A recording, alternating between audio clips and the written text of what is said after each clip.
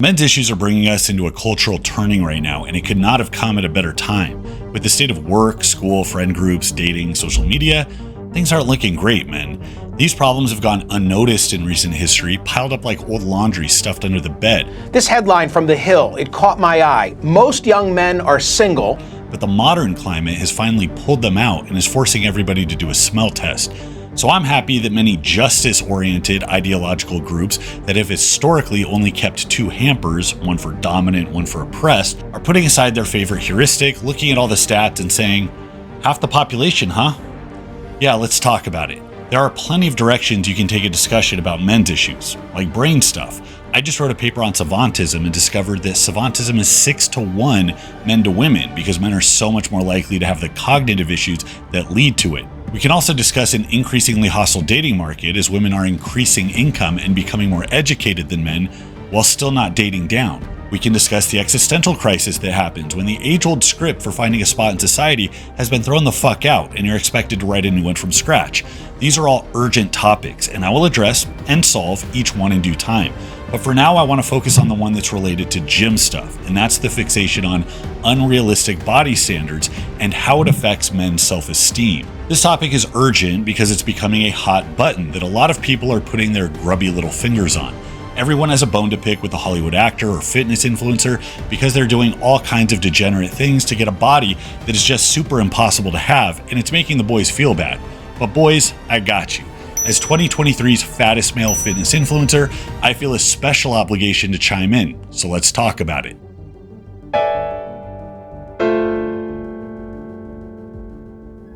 Now, I want to get ahead of this topic because self-esteem is important, but I firmly believe that the people most eager to help almost always do the most damage.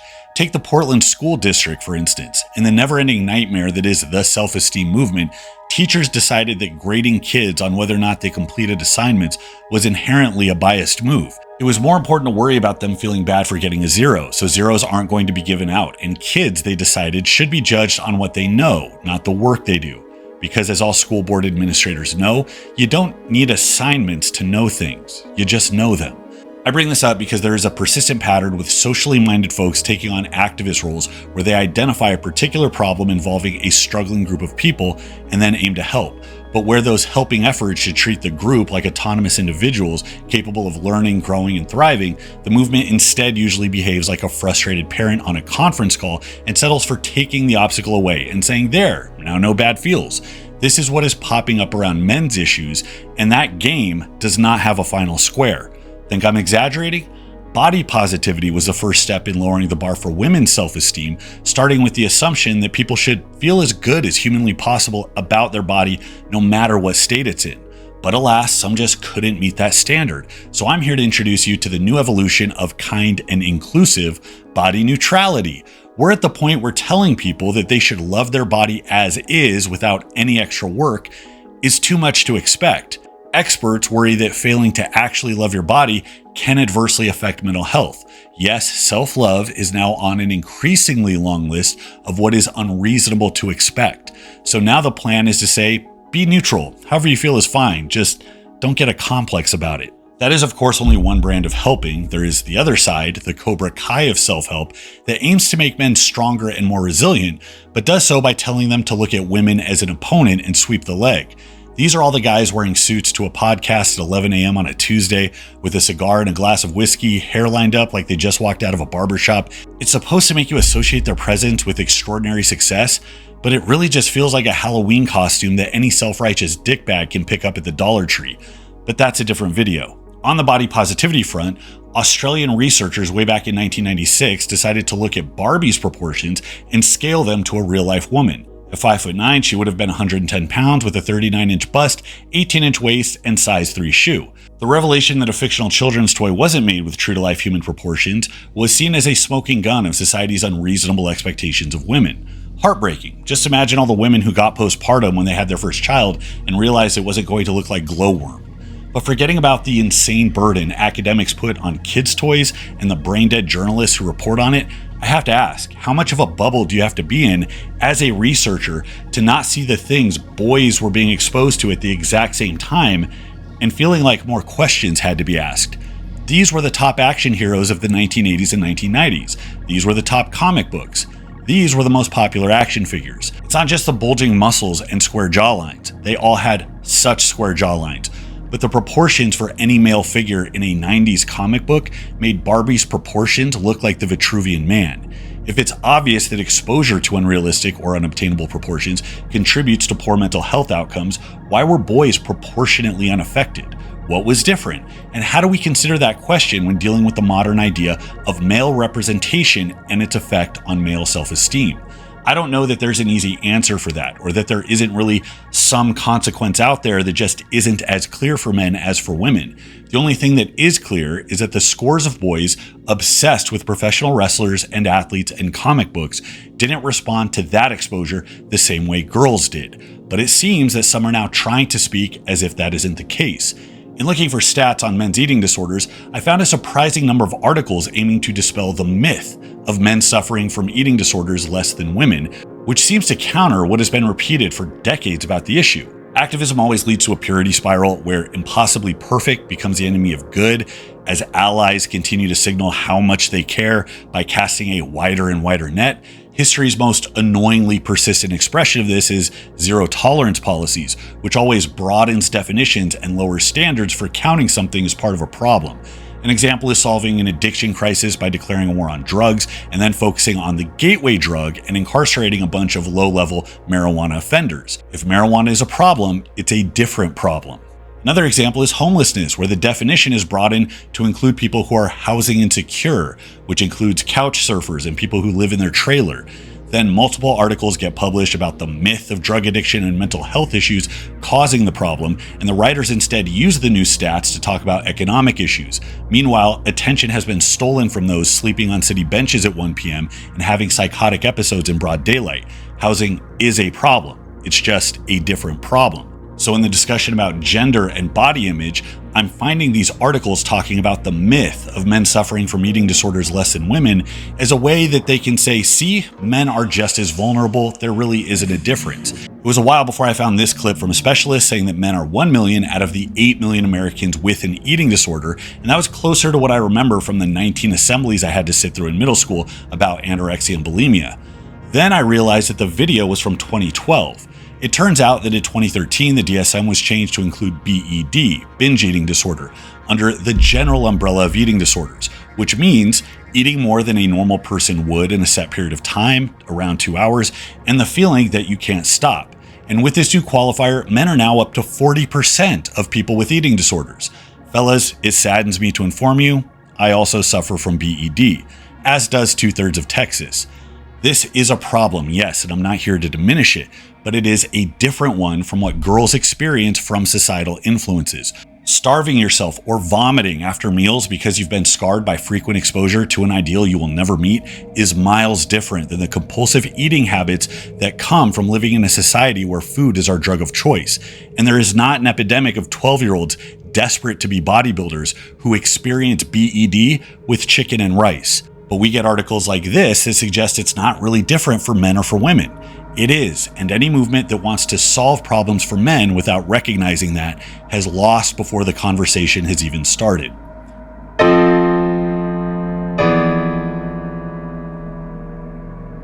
Let's do a quick recap of the history of screens and body image. Western physical culture as we know it starts with the Greeks and Romans. The culture didn't just feature rigorous physical training for warfare, but embraced the role of sport in societal standards and as part of creating a complete man.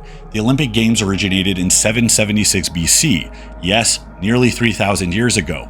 Plato believed that the youth should be educated with music for the soul and gymnastics for the body, and in Socrates' famously memed words, no man has a right to be an amateur in the matter of physical training. It is a shame for a man to grow old without seeing the beauty and strength of which his body is capable.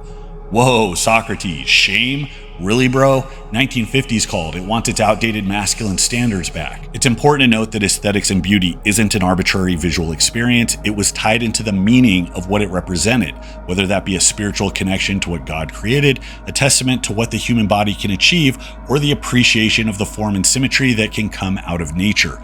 Artwork and statues to this ideal still abound, and we still hold many of these values today. Youth sports don't exist, so wine moms can just watch their 12-year-olds brutalize each other on a Sunday. But because of the lessons of hard work, sportsmanship, team building, and competition, and what that fosters in a developing youth. This is the vitally important lesson of lifting and physical culture that goes over many people's heads. Now, the Romans took Greek sportsmanship further by modernizing it. Just like today, modernize means to steal the substance and meaning and mass produce it in the most vile and shameless way possible. With their brutal gladiatorial games, men were pitted against men, and sometimes lions, to the death and for the enjoyment of the bloodthirsty masses. The spectacles were not focused on the development of human excellence, but a bloodthirsty demonstration of cruelty to pacify the crowds. Even the Stoics, who represent a type of role model for those seeking a return to masculinity today, were critical of the brutal displays. OG Stoic Seneca especially hated these violent displays for the negative effects the bloodthirsty crowds had on character. He stated that crowds make character more greedy, more ambitious, more self-indulgent, more cruel and inhuman. Now replace crowd with IG feed and it hits harder. Fast forward to the 1800s and the resurgence of physical culture in the West, where training specifically for strength and muscularity were made popular by various performers, such as the father of bodybuilding, Eugene Sandow. He was a throwback to the lean, chiseled physiques of the Greeks. Men such as Sandow made it known that physique and physical ability could be obtained through rigorous training, and industrialization at the time allowed for such a recreation to be pursued by more people. In this way, the empowerment of telling people that they actually could improve their bodies made such exceptional physiques more common, and this created an arms race of ever-increasing physical freakiness that continues to push the standards to this very day. The obtainability of a muscular physique is paradoxically what led to the creation of the unobtainable standard. The first physical culture magazine was created by Bernard McFadden in 1899, Icon Joe Weider started the IFBB in 1946, and Mr. Olympia was first held in 1965. In this period, we saw a transition from Bronze Age physiques like Sandow and Herman Gorner move to Silver Age physiques like Larry Scott and Reg Park into Golden Era physiques like Sergio Oliva and Arnold Schwarzenegger. The use of PEDs began influencing bodybuilding aesthetics through the 50s. At the same time, increasing popularity was bringing in more genetic outliers. The result of the most fringe genetics with the aggressive PED use culminated with the modern physiques of Yates and Coleman, and finally into mutants we see now like Nick Walker, Jordan Peters, and Big Ramy. Now, back in the 1950s, this physique revolution was occurring in concert with another cultural shift, the introduction of the television into the home. While magazines and radios surely influenced societal standards, nothing disseminated these standards so vividly and with such command of attention as the television screen. This was the start of your boredom being permanently replaced by other people's opinions, and the average person's relationship with pop culture and the expectations for themselves and others around them would never be the same. Television watch time circa 1950 was around 4.5 hours per week, as TVs weren't ubiquitous and were usually limited to one in each household. Fast forward to the 1990s, and there was a television in every room with thousands of channels to choose from. Watch time had jumped from 4.5 hours weekly to 4.5 hours daily. This coincided with societal shifts of beauty standards for women, as fitness centered around the popularity of aerobics, and that existed alongside the rise of the supermodel. So now the powder keg for women was set. We have increasingly extreme standards for physical beauty paired with a technology that shoves your face in it for multiple hours every day, and the result was an epidemic of eating disorders and self-esteem issues that plagued specifically young girls. This was, of course, heightened into the 1990s as the fashion industry began promoting heroin chic, and it was normal to expect models to be a size 0. Now, somehow this often gets discussed in the context of the patriarchy, as if men decided over a few decades that boobs were out, kneecaps were in, because we know the high fashion that women obsess over is driven by the feedback of straight males. I mean, I know that every time I leave Sephora with my wife, the employees are super interested in how I felt about the whole experience. Now jump into the 2000s and we were evolving away from deathly thin as a commonly represented standard of beauty. Hey, we all get a break, we're on the mend, hurrah! But not so fast. The iPhone came out around 2007, guaranteeing that within the next decade, everyone would have in their pocket a personalized slot machine that takes credit in the form of attention and spits out prizes in the form of dopamine. For the first time, requiring consumers to be physically in front of a television was no longer a pesky obstacle for advertisers. They had you at every waking moment. Add in ridiculous advancements in data collection and analysis thanks to Google Skynet, and every interaction you had with your phone could be measured and used to tailor the content you see to your specific responses, meaning you only get shown things that guarantee a reaction, whether it's from things that pique your interest, things that make you happy, things that make you sad, or things that you actively hate. They're not competing for your data or for money. They're competing to keep people using the product. This race for attention produces things that are not good for society. This has become the primary meaning-making machine for the world. Screen time for many is now over 8 hours per day, and instead of generalized content that might ground you to the millions of other people you live with, it is a highly concentrated concoction, mathematically engineered to hit all of your triggers. It's all the power of high fructose corn syrup and cocaine and late night Vegas gambling in your pocket at all times.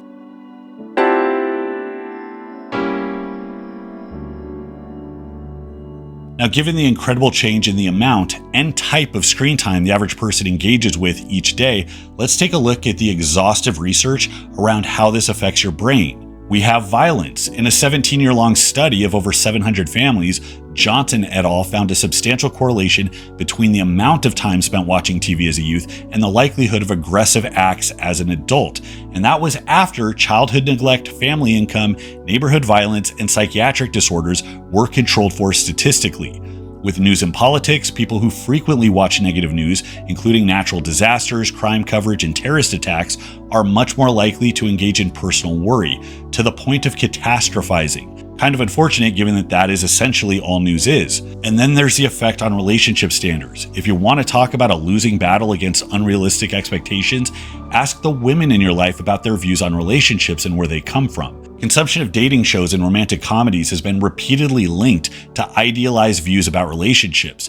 We live in an era where we've mapped the human genome and created the first iterations of AI, yet the romance genre has led adult women to believe in soulmates and love at first sight. Forget about his prison record, the meet cute was just too good not to get married. It's not just women though, plenty of movies have catered to shy, lonely men who don't know that hanging out in the friend zone, waiting for a weak and vulnerable moment to strike, is literally predatory. Just more reasons that marriage is a crumbling institution.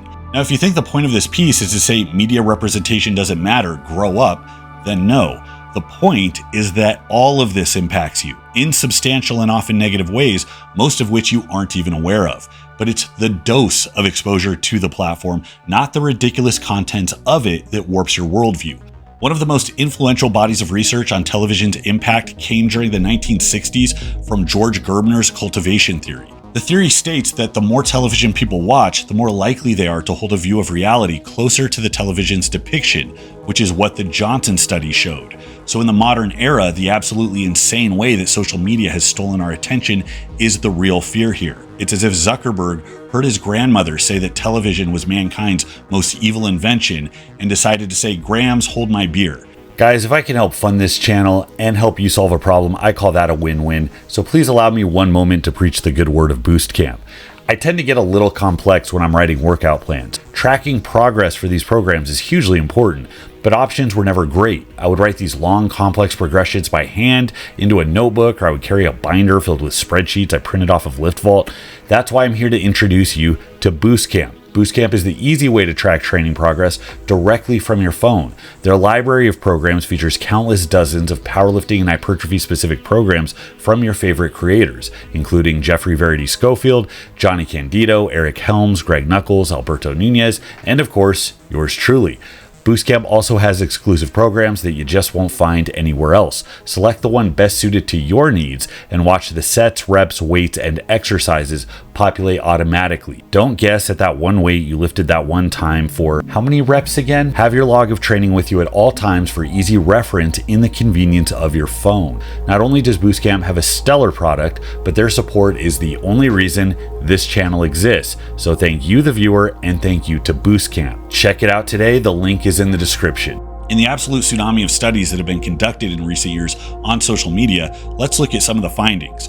Contribution to an increase in high levels of loneliness, high depressive symptom scores, particularly among girls. 24% of US teens saying the impact of social media in their lives is overall negative.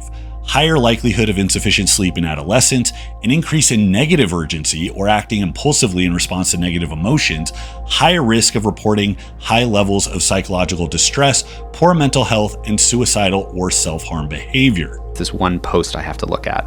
And the next thing you know, you find yourself scrolling through the thing for like an hour. Right. And you say, man, that was on me. I should have had more self-control. But there, behind the screen, behind that glass slab, is like a supercomputer pointed at your brain that is predicting the perfect thing to show you next. And you can feel it. Worrying about the specific representation on such a maliciously constructed platform is akin to going to Golden Corral and acting like the dessert bar is the problem. No, you stuffing your face to try to maximize your $18 ticket and puking in the parking lot is the problem. You can go into Golden Corral with an actual plan, or you can just avoid it altogether. But as long as binging is part of the equation, your outcome is not going to be improved by petitioning the manager to extend the salad bar. Meaning, when you're on a newsfeed, like, I don't want to just show you any news. I want to show you the most viral, engaging, like longest argumentative comment threads news, right? So that's like pointing $1 trillion market cap AI at your brain, saying, I'm going to show you the next perfect boogeyman for your nervous system, the thing that's going to make you upset, angry, whether it's masks, vaccines, Francis Haugen, whatever the thing is. It will just drive that over and over again and then repeat that thing. In that vein, a 2018 study found that limiting social media use for 30 minutes a day resulted in a significant reduction in loneliness and depression. This was the exact same prescription given by Seneca to Lucilius over 2,000 years ago. To consort with the crowd is harmful. There is no person who does not make some vice attractive to us, or stamp it upon us, or taint us unconsciously therewith. Certainly the greater the mob with which we mingle, the greater the danger.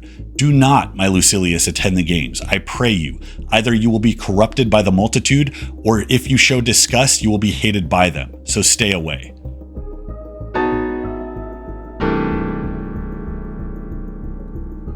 Now, a fundamental part of this discussion is who is affected by these impossibly high standards that we see. Of the extreme behavior that something as seemingly benign as fitness culture can spiral into, many of the examples given are from the highest performers. It's become cliche to warn young men about how being jacked isn't all it's cracked up to be by showing athletes talking about eating disorders, movie stars talking about dieting for a role, or bodybuilders talking about bigorexia. But the magnitude of suffering that an elite performer or star has to go through to chase the glory they signed up for voluntarily is miles different from the relationship the average person is going to have with popular culture standards. The average person in the US is sedentary and overweight. They're not the ones who are a hair away from that bodybuilding title and are trying to kill themselves to keep up with an impossible score sheet. These are two different populations. Both represent problems, but they are different problems. To the most vulnerable person, Zac Efron's use of diuretics for Baywatch makes no difference, just like The Rock's use of steroids makes no difference. Both of them, with no gear, still have frames and proportions and cheekbones that are genetically still so far out of reach that they might as well be the same as they are now. And even if they didn't take PEDs or have those genetics, CGI would still make up the gap. Just like to someone with dwarfism, 5'9" looks the same as 6'2". To an isolated, chubby teenager, the 12% body fat and 16-inch arms that are run-of-the-mill in high school weight rooms are still cause for a complex. Despite that, with these men who are overweight, isolated, and depressed, eating disorders still are not common the way they were with women. When men do experience bulimia and anorexia, it's very often the result of high expectations in sport performance. It's the direct pressure that comes with parents and coaches directly verbalizing to kids what their expectations are. And that's a problem that's made worse in the youth when we still have 12-year-olds cutting weight for wrestling. The problem with youth sports isn't the sport in and of itself or the standards therein. The problem is that it's filled with the parents of youth athletes. They all seem to think that all they have to do is start their kid in a sport when they're 5 and be a prick about it the rest of their life, and they're going to end up achieving greatness. But a more typical watered-down version of sportsmanship actually fits nicely with what objectively works best for youth athletes. Having kids develop a wide skill set and passion for sport by putting them in multiple different sports and treating it as play gives better results than having them do 10,000 swings before kindergarten. You get the benefit of the lesson of healthy competition and varied skill development without the likelihood of burnout or injury. Sounds great, But still, every dad who is bitter about his short-lived baseball career thinks that they are going to implement the crushing standards of the Chinese weightlifting team or of Tiger Woods' father and get good results with their children. It just doesn't work that way. So when YouTube figures like Josh Brett use a star cricket player as an example of getting an eating disorder, what should be a cautionary tale about the stress of performing at the highest levels instead gets treated as a warning to the average teenager to not care about their bodies too much. Regardless of what he intended, that's how it comes across. This also bugged me. He put headlines from Tom Hardy and Christian Bale interviews talking about how their body transformation sucked, where the articles for both were actually about the chaos of jumping to different body types as they move from one movie role to the other, not about just generally trying to look good. Hardy had to swing between leaner roles like Bronson and Warrior into getting huge for Bane, and Christian Bale was notorious for his huge cut going into The Machinist before getting really fat to play Dick Cheney in Vice. It's kind of impressive when you consider they're not physique competitors, but just regular ass actors. But their sentiment wasn't that getting in shape is hard or deadly, it's that yo-yoing between roles isn't fun. And Hardy, an actor, not a bodybuilder, doesn't like being big. But for $20 million he has coming to him for Venom 3, I don't think his psyche is about to collapse under the weight of studio expectations. There is a very special script for addressing the mental health issues of an actor preparing for $1 million movie role or a wrestler trying to top out his weight class, and it is flat out not the same as the person who has no relationship to a competitive field in the first place. So when Josh Brett posts things like, "When clean eating is unhealthy," I wonder what percentage of the millions of viewers actually stood to benefit from that. While it may be necessary for a few extreme cases who've managed to find out exactly how much lettuce is toxic to a human body, the title is infinitely more likely to appeal to the millions of overweight viewers who would like to be let off the hook by hearing that it's unhealthy to worry about food in the first place. Western culture has an epidemic, and it isn't cauliflower, it's Whataburger. He also gets to play the fiddle from both ends, making videos about the dangers of unrealistic standards while also having video titles like, "This teenager is stronger than you." Wow, that's not even true, and it made me feel bad. Josh talks about his troubles as a teenager, eating tuna and working out a lot, but it looks like he turned out all right because he's also making videos telling people exactly how to get his lean swimmer's body, which by the way is pretty attainable by most standards, but is also going to make people insecure. I would like to believe that there is a more useful message to give to a population interested in fitness other than, "Be careful, it's a slippery slope." Given the obvious lopsided nature of obesity and loneliness in men versus insecurity-driven eating disorders, it's hard not to see this as leaning into a boogeyman narrative because it's a trending topic that is very safe to talk about in this way. I don't think Josh Brett is an egregious offender. I know he means well, but I'm just pointing out that we're in for a lot of young people like this with limited world experience who are going to get rewarded for recycling a few studies and putting out the exact same talking points that have been around since the television was invented.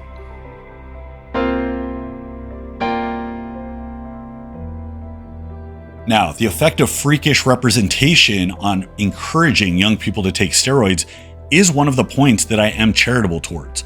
I'm a competition athlete who uses performance-enhancing drugs. I've tried to be transparent about my journey and factual about representing the subject while issuing enough caution that I'm not actively promoting it. There's no doubt that physical culture has made steroid use and SARM use a lot more widespread in populations that have no business using them, like teenagers. Just like there's no doubt that increases in breast implants in teenage girls is a direct result of popular culture as well. There's been a special fixation on notorious fake natties like Mike O'Hearn and Liver King, not just because they were so obviously full of shit, but because they are supposedly creating harm. Some will say that uber-jacked dudes lying about their steroid use creates unrealistic expectations, that some young hopefuls look at a bodybuilder or movie star and thinks, "I can do that without steroids," and then proceeds to train. When they find out that the individual did in fact take steroids, it is purported to be some traumatic event that unfairly robbed them of their time, like walking in on Santa banging the maid, only to realize Santa isn't real and your dad's cheating on your mom. This is silly, of course, because it implies you have the right to know what results you're going to get from a lifelong endeavor before doing the thing in the first place, and you should only be expected to put work in if becoming the cream of the crop is guaranteed.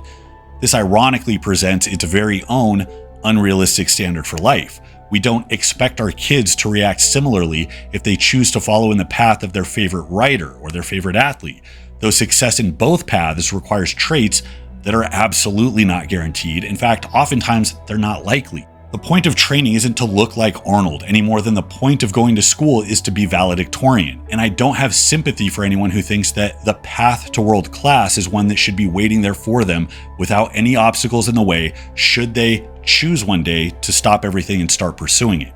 But let's forget about that. Let's say that you want transparency anyways. Influential figures like O'Hearn should be wide open about steroid use. One of the best ways to guarantee that steroid use triples overnight is for Dwayne "The Rock" Johnson to come out and say, yeah, I do steroids, this is my cycle. And it doesn't matter if he goes Noel Diesel, being open and unapologetic while giving solid advice on why others shouldn't do it, or if he pulls a Liver King and gives a fake apology after aggressively lying about it for years because his emails got leaked. The bottom line is, if people see The Rock's cycle, kids are signing up. So we're in a bit of a Mexican standoff here. Hiding it isn't an option. Being transparent about it isn't an option. And I hate to be the bearer of bad news, but the third option, people not using steroids in the first place, also a non-starter. Just like you can't unopen Pandora's box, we now have a technology that allows people to get more out of their body than they could without. The highest performers have no reason to forego it, and the people who watch them expect the same mind-blowing physiques and world record performances.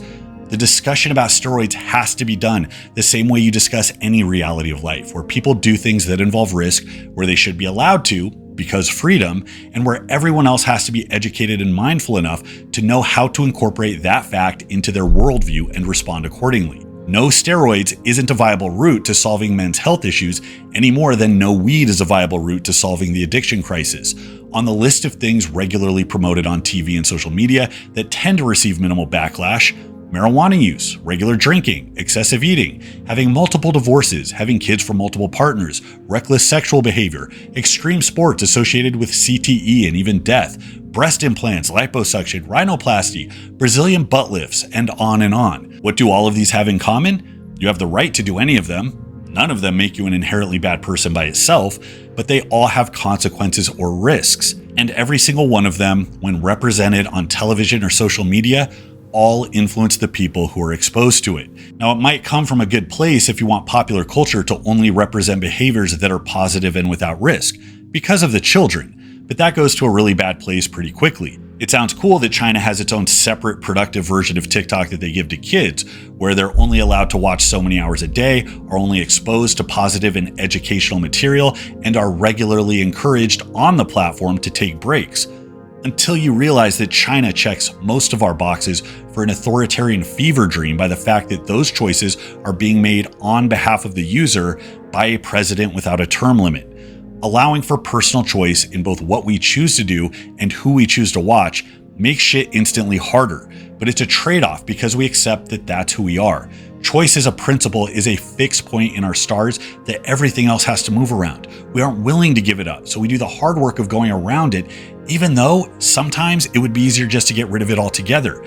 The chances of eliminating steroid users from film, TV, and social media are about on par with OnlyFans adopting a no breast implant policy. So if we are starting from an assumption that this is required for the health and well-being of society, we've already lost. So there has to be a conversation of how we can increase resilience and education on the side of the viewer. We have to expect that people can insulate themselves enough to not be whipped around like a piece of seaweed in the ocean because their Instagram feed wasn't specially curated for their psychological tolerances. It's hard, but it's also not optional. So the best we can do is give real insight into the effects of steroids, what the real risks and benefits are, not the made-up ones that populate most of the discussion around them online, and make sure that the average person knows that they aren't suitable for the average person. We also have to make it known to men that the existence of steroids is not the thing creating roadblocks to them for happiness and fulfillment. The real issues plaguing men are so much deeper than whether they can get their arms from 19 inches to 22. Now, my followers aren't often fond of the do as I say, not as I do approach, but I don't really care. Mitigating risk requires a level of attention and consideration the average person simply won't apply. After all, it's not a quick fix if it requires homework, planning, blood work, and careful note-taking. Also, what's appropriate for the highest performers has never been what's appropriate for the layperson. If Alex Honnold, famous death-defying free solo rock climber, told his followers, I can do what I do because I'm the best in the world, and that skill and experience mitigates risk, these dangerous stunts aren't for everyone, I don't think anybody would be justified in being angry or calling him a hypocrite. It's understood that risky shit is less egregious when it's done by the most qualified.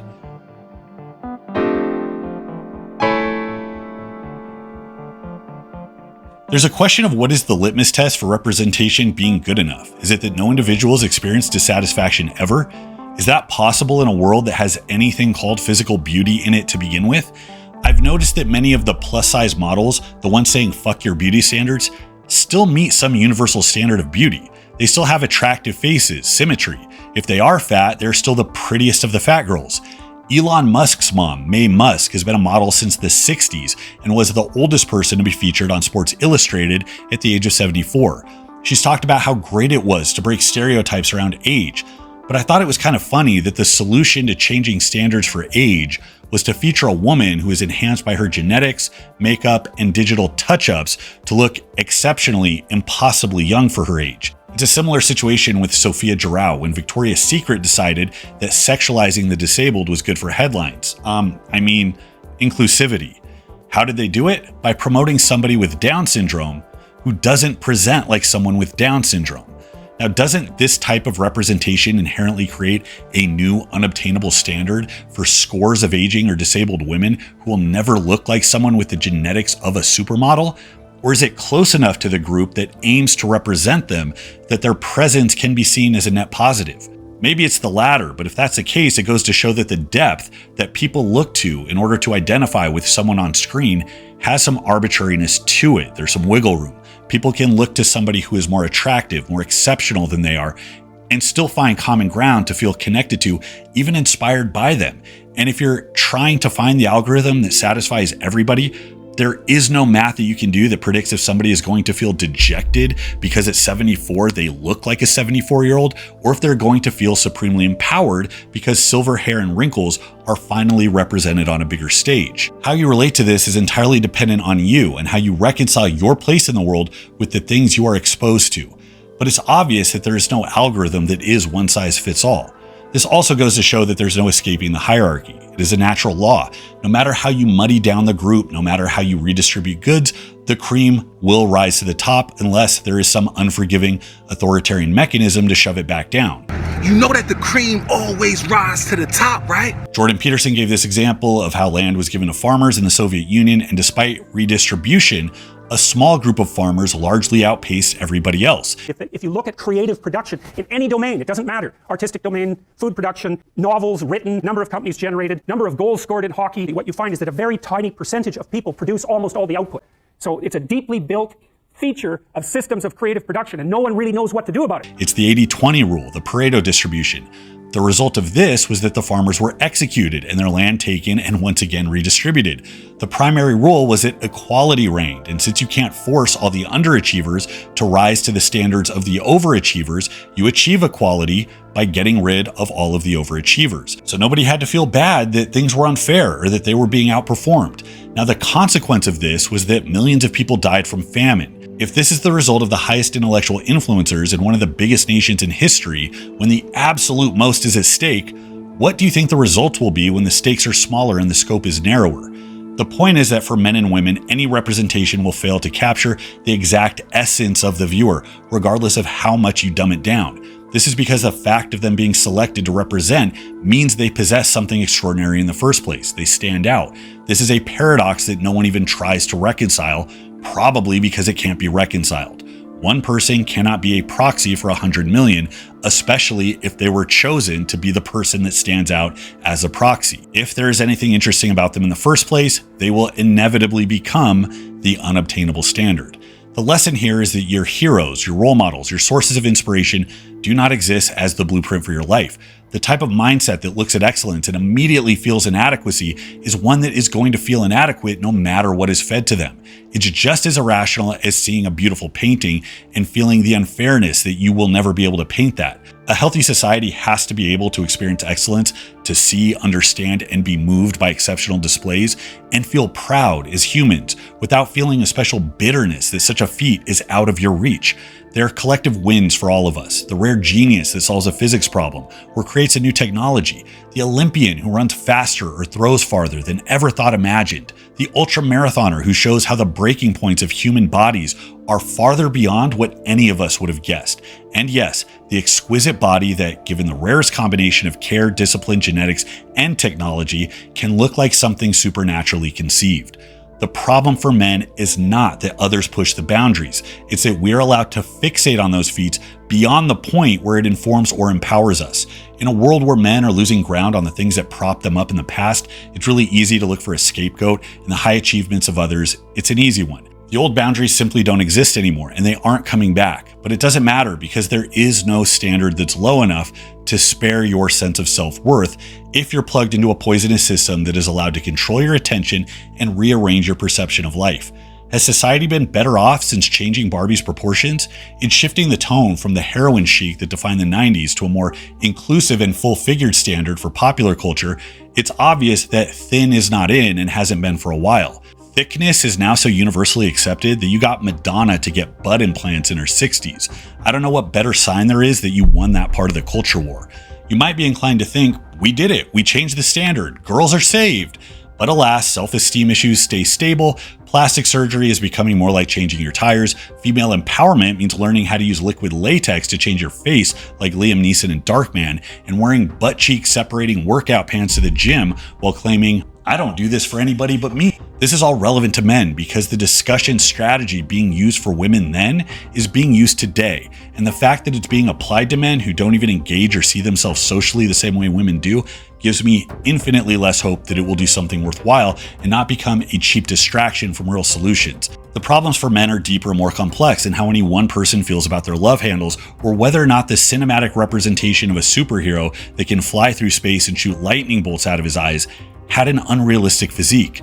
It's more complex for men just as it was always more complex for women. Any discussion about the problems for men has to include the context of specific issues they face in the modern climate. They exist at the crossroads of the basic things they need to feel whole and their uncertainty about their ability to get them, between the requirement for community and companionship and their increasing isolation in today's environment, between a history of family dysfunction, addiction, mental health issues, and the limited access to the education systems and tools needed to overcome it. And above all, it exists on the grand stage of a ubiquitous technological interface designed to consume your attention through polarizing images for ad revenue. And it's really important to know, guys, that those platforms' business models aren't changing anytime soon. So I don't believe that anyone, let alone everyone, is going to be any better off by wringing their hands, talking about how unfair it is, and petitioning the gods of technology for a kinder, more representative algorithm.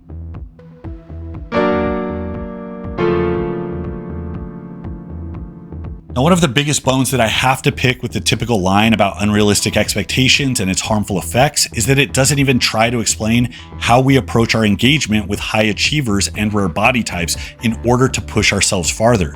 The assumption is that exposure to those things is like a toxin in your diet. It's something to be minimized as much as possible and ideally eliminated altogether. By treating viewers as kids with a peanut allergy, it moves directly into enabler mode where every adverse reaction one could possibly have is seen as a potential threat to life. So no PB&Js for anybody. Nassim Taleb wrote the popular book Antifragile, where he begins by defining fragile systems and then attempts to classify the opposite. If something that's fragile is one that breaks easily under stress, then most people might intuit that the opposite is something that is durable or resilient to stress. This actually isn't the case. Antifragile, a term that Nassim himself coined, refers to something that doesn't just survive stress, but is actually made better and stronger for it. They're systems that require stress to grow. This isn't just some inspirational metaphor about how the things that don't kill you make you stronger. This refers to entire systems that literally don't function properly unless they are pushed to the limit. The most obvious one you can think of are your bones and muscles. Without the stress of gravity, your bones just turn to chalk, and without frequent, exhausting tension, your muscles atrophy away completely. As a biological organism, you need physical stress just to stay alive, let alone thrive. The same is true from an emotional and psychological standpoint, as the removal of all external stress untethers you from a bumpy world that you need to know how to navigate. It's not reasonable to assume that your internal struggles can only be met, or are even best met, with an environment that is A, 100% focused on your needs, and B, is completely omniscient about what those needs are. Now, pair that concept of being anti-fragile with the concept of eustress. Stress in the more general term refers to life events, the day-to-day, that might cost you sleep or raise your blood pressure. And this type of stress, make no doubt about it, is an absolute killer. Now, eustress, on the other hand, is the psychological stress that doesn't just add years to your life, but makes you happier, healthier, and more useful. The difference? Eustress is when you are experiencing stress, but you feel like you have the tools to deal with it. So that's where education comes in, having role models, having been through those problems before and knowing that you can overcome them. Social media is a nasty bug that has the capacity to affect huge pieces of your psyche in profoundly negative ways. But there are systems and tools to deal with how you engage with social media and the messages you receive on it. And it doesn't seem like anybody is invested in discussing what those are.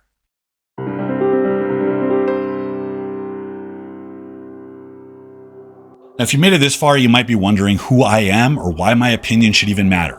I'm a guy that was influenced by people with muscles and abs who tried to get muscles and abs myself. I'm also pretty fat and have been since I was a kid. I'm also pretty ugly, like by objective definitions. My face looks like somebody defrosted a cake for too long. In middle school in Illinois, I was called Quasimodo. After high school in California, different friends nicknamed me Sloth from the Goonies. I was 24 before I got the joke. Now, on the topic of men's issues, I relate to what a lot of men are going through because I went through a hard time myself.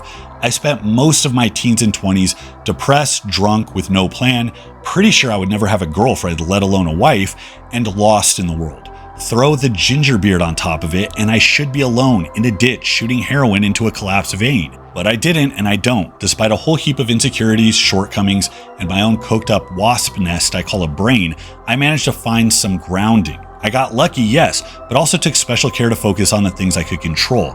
And the result of 25 years of strength training isn't that I have huge rippling muscles and abs that you can wash your clothes on. I don't look remotely like any of the people that I tried to mold myself after in the beginning.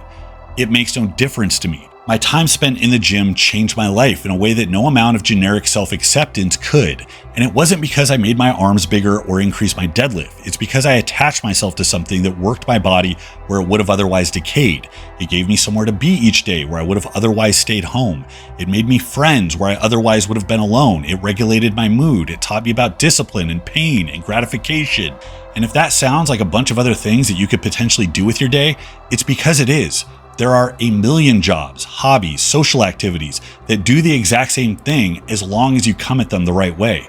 The gym world, overflowing with radical physiques and exceptional performances that might make you insecure, has so much to give the average Joe that no one on God's green earth can convince me that the narrative should be on the side of caution, or that the question of fairness around the ridiculousness of these high achievements should be where your attention is focused.